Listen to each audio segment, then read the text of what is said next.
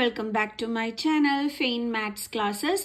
So ഇന്നത്തെ ക്ലാസ്സിൽ നമ്മൾ പഠിക്കാൻ പോകുന്നത് first chapter pair of linear equations in 2 വേരിയബിൾസിലെ എക്സസൈസ് 3.1 ക്വസ്റ്റ്യൻ നമ്പർ 4 ആണ്. എൻ്റെ ചാനൽ കാണുന്നവർ സബ്സ്ക്രൈബ് ചെയ്യാനും ലൈക്ക് ചെയ്യാനും കമൻറ്റ് ചെയ്യാനും മാക്സിമം ഷെയർ ചെയ്ത് സപ്പോർട്ട് ചെയ്യാനും മറന്നു പോകരുത്. സോ നമ്മുടെ ഫസ്റ്റ് ക്വസ്റ്റ്യൻ ഇതാണ്: which of the following pairs of linear equations R consistent or inconsistent? If consistent obtain the solution graphically. അപ്പോൾ എന്താണ് നമ്മളെടുത്ത് ചോദിച്ചിരിക്കുന്നത്? നമുക്കിവിടെ കുറച്ച് ക്വസ്റ്റ്യൻസ് തന്നിട്ടുണ്ട്. അത് കൺസിസ്റ്റന്റ് ആണോ ഇൻകൺസിസ്റ്റന്റ് ആണോ എന്ന് ആദ്യമേ കണ്ടുപിടിക്കണം. ഇനി കൺസിസ്റ്റന്റ് ആണെങ്കിൽ നമ്മൾ എന്ത് ചെയ്യണം? ഗ്രാഫ് വഴി അതിൻ്റെ സൊല്യൂഷൻ കണ്ടെത്തുകയും വേണം. സോ അപ്പോൾ നമുക്ക് ചെയ്തു തുടങ്ങാം. അപ്പോൾ നമ്മുടെ ഫസ്റ്റ് ക്വസ്റ്റ്യൻ ഇതാണ്: x plus y is equal to 5, 2x plus 2y is equal to 10. അപ്പോൾ നമുക്ക് ചെയ്യാം. സോ അപ്പം നമ്മളിതേ ഇതൊക്കെ പഠിച്ചു വെച്ചിട്ടുണ്ട്. എപ്പോഴാണ് നമ്മൾ കൺസിസ്റ്റന്റ് ആണെന്ന് പറയുന്നത്? സൊല്യൂഷൻ ഉള്ളപ്പോഴല്ലേ. സൊല്യൂഷൻ ഇല്ലാത്തപ്പോഴാണ് നമ്മൾ ഇൻകൺസിസ്റ്റന്റ് എന്ന് പറയുന്നത്. അപ്പം നമുക്ക് നോക്കാം ഇതിൽ ഏതാണ് വരുന്നതെന്നുള്ളത്. കൺസിസ്റ്റന്റ് ആണെങ്കിലാണ് നമ്മൾ ഗ്രാഫിൽ വരയ്ക്കേണ്ടുള്ളത്. അപ്പോൾ ഈ രണ്ടെണ്ണത്തിൽ ഏതെങ്കിലും ഒരെണ്ണം കിട്ടിക്കഴിഞ്ഞാൽ കൺസിസ്റ്റന്റ് ആയിരിക്കും അല്ലേ. സോ അപ്പോൾ നമുക്ക് ട്രൈ ചെയ്ത് നോക്കാം. അപ്പോൾ നമ്മുടെ first equation x plus y is equal to 5. Then second equation 2x plus 2y is equal to 10. അപ്പോൾ നമുക്ക് ആദ്യം a1 എടുത്ത് എഴുതാം. a1 എന്ന് പറയുമ്പോൾ ഫസ്റ്റ് ഇക്വേഷനിലെ എക്സിൻ്റെ കോഫിഷ്യൻറ്റ്. ഇവിടെ ഒന്നുമില്ലെങ്കിൽ സൈഡിൽ ആരുണ്ട്? 1. b1 എന്ന് പറഞ്ഞു കഴിഞ്ഞാൽ ഫസ്റ്റ് ഇക്വേഷനിലെ വൈയുടെ കോഫിഷ്യൻറ്റ് എന്താണത്? 1. c1 എന്ന് പറഞ്ഞു കഴിഞ്ഞാൽ ഫസ്റ്റ് ഇക്വേഷനിലെ കോൺസ്റ്റൻറ്റ് ടേം. ഇതാണ് നമ്മുടെ സെക്കൻഡ് ഇക്വേഷൻ. ദെൻ സെക്കൻഡ് ഇക്വേഷനിലെ എക്സിൻ്റെ കോഫിഷ്യൻ്റ് ആണ് a2. b2 എന്ന് പറഞ്ഞാൽ സെക്കൻഡ് ഇക്വേഷനിലെ വൈയുടെ കോഫിഷ്യൻറ്റ്. c2 എന്ന് പറഞ്ഞാൽ സെക്കൻഡ് ഇക്വേഷനിലെ കോൺസ്റ്റൻറ്റ് ടേം. ഇനി നമുക്ക് ചെയ്യാം. അപ്പോൾ a1 ബൈ a2 എന്താ കിട്ടുന്നത്? a1 എന്ന് പറഞ്ഞാൽ 1 ആണ്, a2 എന്ന് പറഞ്ഞാൽ 2 ആണ്. അപ്പോൾ 1/2 കിട്ടി. Then b1 by b2 is equal to അവിടെ എന്താ കിട്ടിയത്? 1/2. Then C1 by C2 is equal to 5/10. 5 ones are 5, 5 twos are 10. എന്താണ് ആൻസർ വന്നത്? 1/2. അതായത് നമുക്ക് കിട്ടിയത് a1 by a2 is equal to b1 by b2 is equal to c1 by c2. എന്ന് പറഞ്ഞു കഴിഞ്ഞാൽ നമ്മൾ എന്താ പഠിച്ചിട്ടുള്ളത്? കോയിൻസിഡന്റ് ലൈൻസ് ആണെന്നും പഠിച്ചിട്ടുണ്ട്. ഇൻഫിനിറ്റ്ലി മെനി സൊല്യൂഷൻസ് ആണെന്നും നമ്മൾ പഠിച്ചിട്ടുണ്ട് അല്ലേ. അപ്പോൾ സൊല്യൂഷൻ ഉണ്ട്. അപ്പോൾ ഇതെന്താണ്? കൺസിസ്റ്റന്റ് ആണ്. അപ്പോൾ നമ്മൾ എന്ത് ചെയ്യണം? ഗ്രാഫിൽ ഇത് വരയ്ക്കണം. ഓക്കെ, അപ്പോൾ ഇവിടെ എഴുതാം therefore consistent അല്ലേ. ഇനി നമുക്ക് ഗ്രാഫിൽ വരയ്ക്കണം. ഗ്രാഫിൽ വരയ്ക്കണമെന്നുണ്ടെങ്കിൽ നമുക്കറിയാം ഓരോ ഇക്വേഷനും നമ്മൾ മിനിമം 2 കണ്ടുപിടിക്കണം അല്ലേ. അപ്പോൾ നമ്മുടെ ഫസ്റ്റ് ഇക്വേഷൻ എന്താണ്? X plus y is equal to 5. Miss ഒരു കാര്യം ചെയ്യാം, വൈക്ക് 0 ഇട്ട് കൊടുക്കാം. When y is equal to 0 then x plus വൈയുടെ പ്ലേസിൽ നമ്മൾ എന്തിട്ട് കൊടുക്കണം? 0 അല്ലേ. X plus 0 is equal to 5. Then x is equal to 5 plus 0 ഇപ്പുറം കൊണ്ടുവരുമ്പോൾ -0. Then x is equal to 5. ഇനി നമ്മൾ കോർഡിനേറ്റ്സ് എടുത്ത് എഴുതുമ്പം എക്സിൻ്റെ വാല്യൂ വേണം ഫസ്റ്റ് എഴുതാൻ, ദെൻ വൈയുടെ വാല്യൂ വേണം സെക്കൻഡ് എഴുതാൻ. അപ്പോൾ ആദ്യത്തെ കോർഡിനേറ്റ് കിട്ടി. ഇനി ഒരെണ്ണം കൂടി വേണം അല്ലേ. നമുക്കൊരു കാര്യം ചെയ്യാം, എക്സിന് 0 കൊടുക്കാം. ഓക്കെ, അപ്പോൾ നമ്മുടെ equation x plus y is equal to 5 ആണ്. എക്സിന് 0 കൊടുക്കുമ്പം 0 plus y is equal to 5. Then y is equal to 5 plus 0 ഇപ്പുറം കൊണ്ടുവരുമ്പോൾ എന്താകും? -0. Then y is equal to 5. അപ്പോൾ എക്സ് 0 ആണ്, വൈ എന്താണ്? 5 ആണ്. ഇനി നമുക്ക് ഗ്രാഫിലോട്ടൊക്കെ നോക്കി വരയ്ക്കാൻ എളുപ്പത്തിന് ഇതേപോലെ ഒരു ടേബിൾ ക്രിയേറ്റ് ചെയ്താൽ, അതായത് ബോക്സ് വരച്ചാൽ നന്നായിരിക്കും. അപ്പോൾ എക്സ് വൈ 5 0, അടുത്തത് എന്താണ്? 0 5. ഇനി നമുക്ക് അടുത്തൊരു ഇക്വേഷനും കൂടി ഉണ്ട്. 2x plus 2y is equal to 10. 2x plus 2y is equal to 10. അപ്പോൾ നമുക്ക് എക്സിന് എന്ത് കൊടുക്കാം? 0 ഇട്ട് കൊടുക്കാം. അപ്പോൾ എളുപ്പം കണ്ടുപിടിക്കാൻ പറ്റുമല്ലോ. അപ്പോൾ 2 × 0 plus 2y is equal to 10. അപ്പോൾ 0 plus 2y is equal to 10. 0 plus 2y എന്താണ്? 2y അല്ലേ. Is equal to 10. Then y is equal to 10.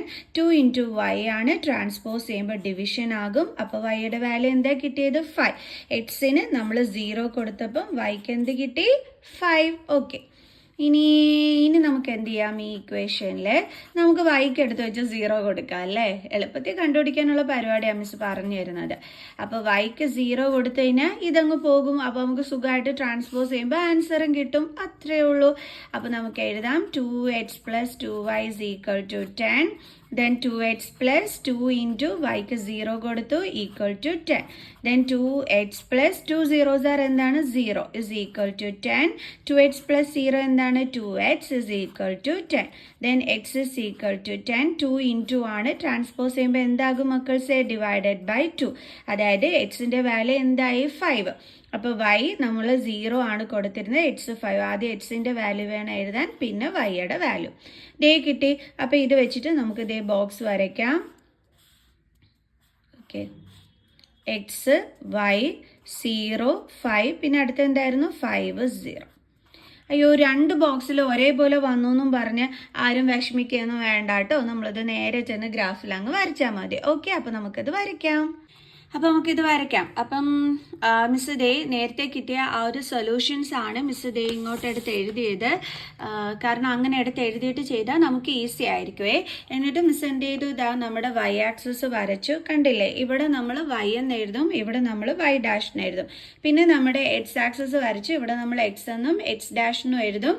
ഇങ്ങോട്ട് 1 2 3 4, അതായത് പോസിറ്റീവ് നമ്പേഴ്സ്. ഇങ്ങോട്ട് നെഗറ്റീവ്, മുകളിലോട്ട് പോസിറ്റീവ്, താഴോട്ട് നെഗറ്റീവ്, നടുക്ക് എന്താണ്? നമ്മുടെ ഒറിജിൻ ആണ്, അതുകൊണ്ട് 0.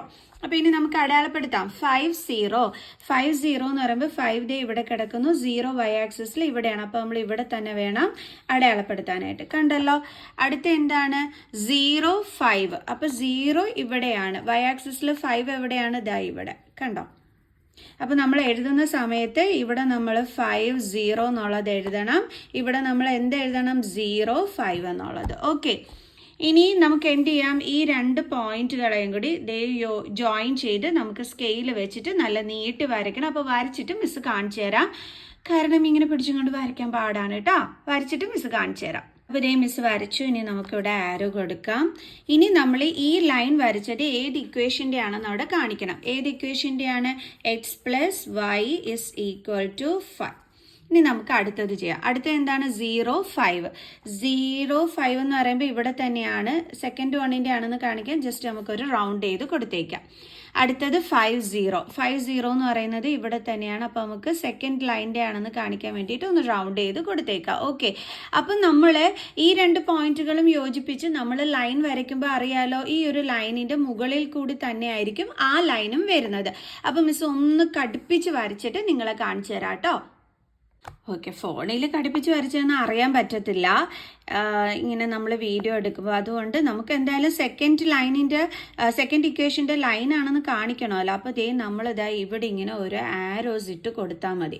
അപ്പോൾ നമുക്ക് മനസ്സിലാക്കാൻ പറ്റും ഒന്നിൻ്റെ മുകളിൽ കൂടി ഒന്ന് നമ്മളിവിടെ വരച്ചിട്ടുണ്ട് എന്നുള്ളത്. ഓക്കെ, ഇനി അത് ഏത് ഇക്വേഷൻ്റെ ലൈനായിരുന്നു? 2x + 2y = 10. അതെടുത്ത് നിങ്ങൾ എഴുതാനായിട്ട് മറന്നു പോകരുത്. 2x + 2y = 10. അപ്പോൾ ഇതിൽ നോക്കിയ സൊല്യൂഷൻ കണ്ടുപിടിക്കാനല്ലേ പറഞ്ഞിരുന്നത് അല്ലേ? നമുക്കറിയാം ഇവിടെ എന്ന് പറയുന്നത് ഒരു ലൈനിൻ്റെ മുകളിൽ അടുത്തൊരു ലൈനാണ് വന്നിരിക്കുന്നത്. എന്ന് വെച്ചാൽ എന്ത് ടൈപ്പ് ഓഫ് ലൈനാണ് അത്? കോഇൻസിഡൻറ്റ് ലൈൻസ് ആണ് അല്ലേ? ഒന്നിൻ്റെ മുകളിൽ ഒന്ന് വരിക എന്ന് പറയുന്നത് ആണല്ലോ. അപ്പം നമ്മൾ പഠിച്ചിട്ടുണ്ടായിരുന്നു കോഇൻസിഡൻറ്റ് ലൈൻസ് ആണ് എന്നുണ്ടെങ്കിൽ ഇൻഫിനിറ്റ്ലി മെനി സൊല്യൂഷൻസ് ആണ് എന്നുള്ളത് അല്ലേ? അപ്പം നമ്മുടെ ഗ്രാഫിൽ നോക്കിക്കഴിഞ്ഞ് കഴിഞ്ഞാൽ നമ്മുടെ ആൻസർ എന്താണ് വരുന്നത്?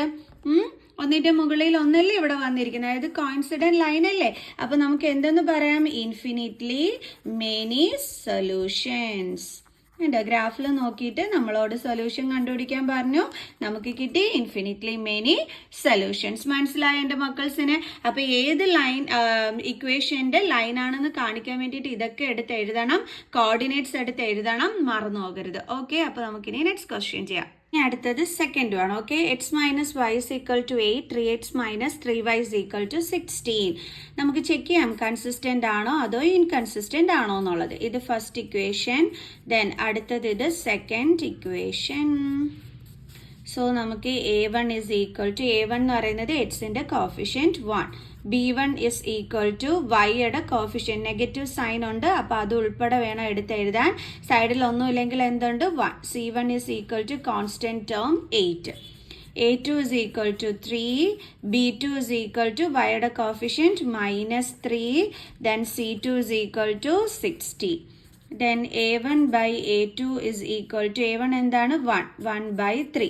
Then അടുത്തത് B1 by B2 is equal to -1 by -3. അപ്പോൾ മൈനസും മൈനസും കട്ടായി പോകും. അപ്പോൾ എന്താ കിട്ടിയത് 1 by 3. അടുത്തത് C1 by C2 എന്താണ് 8 by 16. കട്ട് ചെയ്യുമ്പോൾ എന്ത് കിട്ടും 1 by 2. അപ്പോൾ നമുക്ക് A1 by A2 is equal to B1 by B2 എന്ന് കിട്ടി അല്ലേ. ഇത് രണ്ടും നമുക്ക് ഈക്വൽ ആണെന്നാണ് കിട്ടിയത്. ബട്ട് ഇതെന്താണ് നോട്ട് ഈക്വൽ ആണ്. അപ്പോൾ ഈ ഒരു ടൈപ്പ് ഓഫ് സിസ്റ്റം വരുന്നതിനകത്ത് നമ്മൾ എന്തായിരുന്നു പഠിച്ചിരുന്നത്? പാരലൽ ലൈൻസ് ആയിരിക്കും, അതുകൊണ്ട് നോ സൊല്യൂഷൻ ആയിരിക്കും. അതുകൊണ്ട് അപ്പം നമുക്കിത് എന്തെന്ന് പറയാം? therefore inconsistent. സൊല്യൂഷൻ ഉള്ളതിനെയാണ് നമ്മൾ കൺസിസ്റ്റന്റ് എന്ന് പറയുന്നത്. വിത്തൗട്ട് സൊല്യൂഷനെ നമ്മൾ എന്താണ് പറയുന്നത്? ഇൻകൺസിസ്റ്റന്റ്. ഓക്കെ, ഇന്ന് ഇത്രയും മതി. ഇതിന്റെ ബാക്കി നമുക്ക് നാളെ പഠിക്കാം കേട്ടോ. So bye bye.